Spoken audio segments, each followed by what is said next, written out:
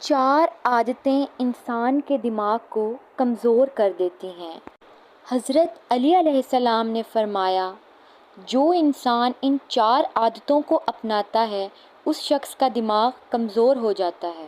تو حضرت علی علیہ السلام سے پوچھا گیا کہ وہ کون سی عادتیں ہیں جو انسان کے دماغ کو کمزور کرتی ہیں؟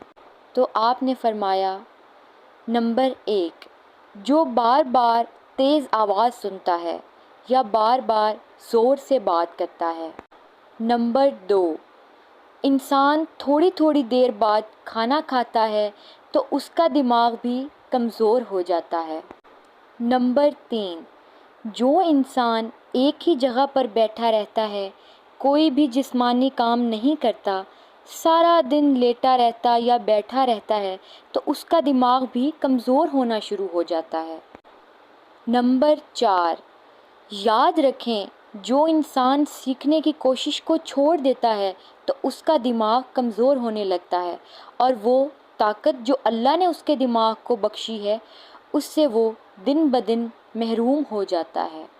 آپ نے فرمایا، جو انسان ان 4 عادتوں کو چھوڑ دیتا ہے تو کامیابی اس کے قدم چومتی